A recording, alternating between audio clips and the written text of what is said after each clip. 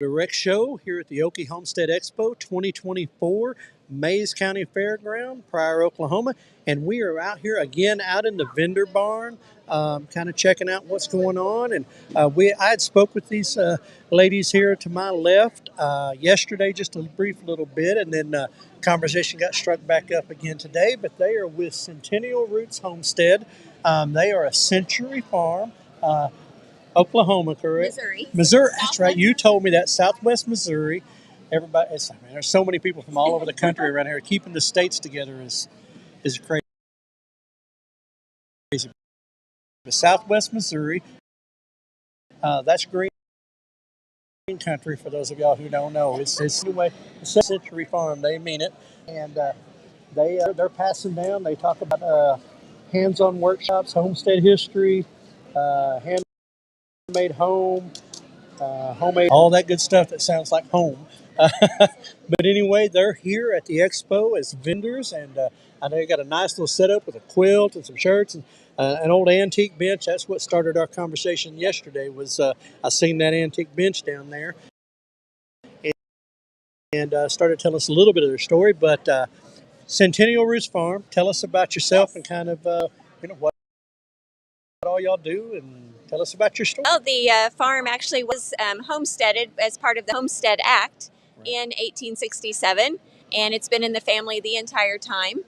The grandparents that had lived on the farm most recent passed away about 15 years ago. And so my husband and I, along with our sons and daughter-in-law and grandson, decided that we wanted to continue it in the family. And so we sold our forever home and moved to the Century Farm. Right. Needed a lot of remodel, fences you could step over. Everything had kind of gone, downhill. So we moved in, started redoing the home, started redoing the outbuildings, the fences, and thought we're doing new gardens, new orchard, all of these things, and decided to share this with other people. Other people asking questions. Thought, hey, if one person wants to know, probably 100 people want to know. So we offer hands-on workshops so that we can teach people anything from medicinal herbs, tinctures, sourdough, canning and preservation, all and farm animals as well in the garden. So literally going back to the roots of the farm, roots of the homestead. Absolutely. That has come through all those generations, Yes. And I mean, this is really cool. I mean, because, you learned from, I'm sure, from the generations before you that had passed that down, and the next after that, and as a grandparent, I know that's, for me, it's like, getting to spend time with them, hoping that, let's pass some of this on to them. Right. But, and that's kind of one of those things we were talking earlier with some people, the lost stuff that has happened. A lot of stuff. And, and so to see somebody go back to the roots, if you will, of their family and keep that, because, I didn't understand the Century Farm program until a couple of years ago. Right. And, there's a couple of them I work around, and it's like when you start talking to them, you realize how far that's went back. And to keep that alive is so tough through Depression era, through everything. And right. It's really amazing. And now y'all were telling me about renovating the house a little bit. And is that still an ongoing? It will probably be an ongoing thing for a while. We found diaries in the basement from the 1860s. Wow. They documented coming from Michigan down to Missouri and homesteading. Wow. And the different things that they encountered along the way, the things they did when they got here. The prairie grasses, the warm season grasses were so thick and uninhabited, they had to use 20 oxen for one plow. Wow. To get through the ground. Well, it is rock up there. It's I tell you. Well, and even things like bringing the peach pits with them to plant the peach trees and then be able to harvest them. That was in the diaries. And so we can take that documentation of the past. We can document the present. Allison has me document a diary every day. Awesome. And so then for the future generations so that we can continue this. Okay. So that's Allison and your... Kristen and Allison. Yes. Okay, so that way we know whose names are attached to all this. Absolutely. Anyway, so you were going to say? Well, and along with more the home restoration and stuff, and finding different things. I mean, it still had the old green flooring in the kitchen, Right. and some shag carpets and popcorn ceilings in some of the rooms and stuff. Well, for your generations, that's old. That's what we grew up with. Right, exactly. But so they actually moved in because their house sold like immediately, and so they moved into it in the old farmhouse and had to remodel while they were living there.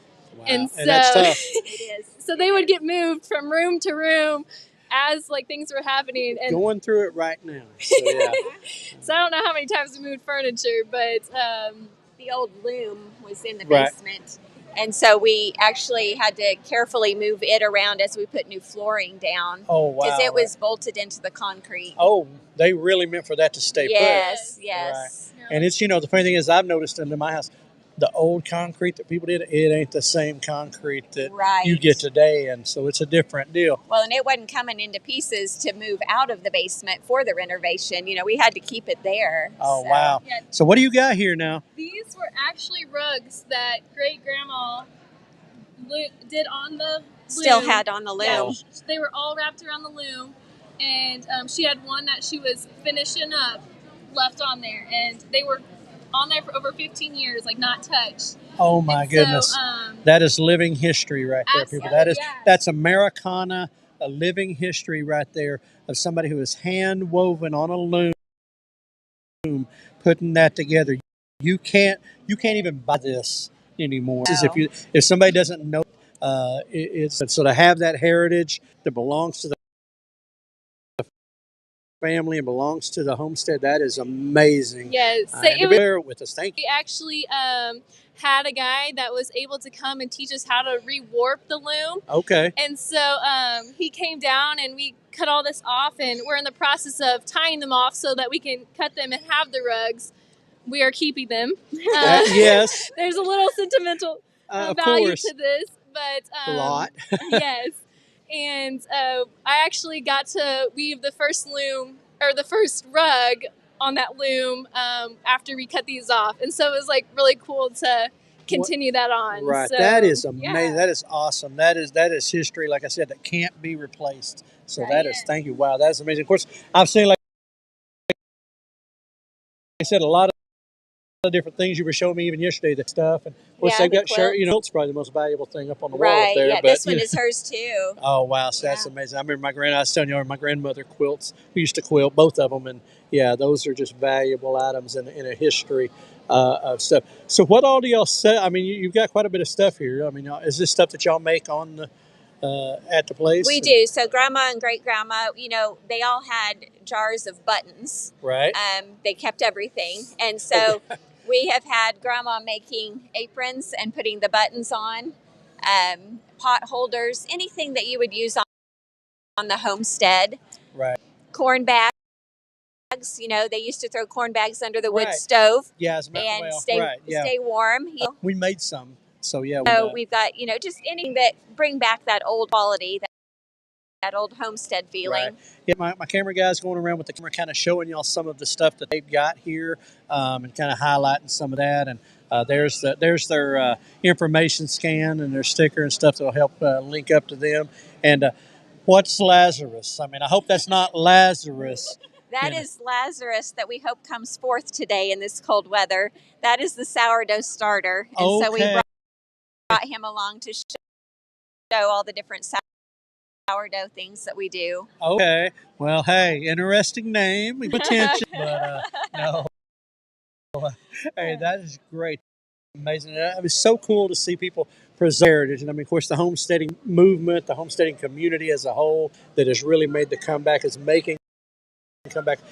We've been hearing stories over the country where these groups are popping up, and that's a big deal. And so, but especially if somebody has a century plus worth of history that's in one family, to hold through that and to keep that alive is amazing. And thanks for doing that, for doing it. And I mean, and listen, there's that I love it, and then there's I'm sure you have both those days. But so do y'all livestock and stuff as well? Absolutely, yes. Okay, so it's a full, complete. We raise pigs, beef, cattle, dairy cattle, dairy cattle, Right. milk goats, goat milk soap, Right. and the chickens and the guardian dogs, and it's a working farm. Well, there you go, a full working farm, Southwest Missouri, up there with us, sharing a little bit of this here. And I mean, that's what it's about. It's the history and heritage that's made this country, the strength of our forefathers, our pioneers ahead of us that have shown the way of how to of what we so big part of being stronger together in the community. Absolutely. And I mean, y'all are multi-generation doing it, Yes. and that is really cool that's going to continue forward.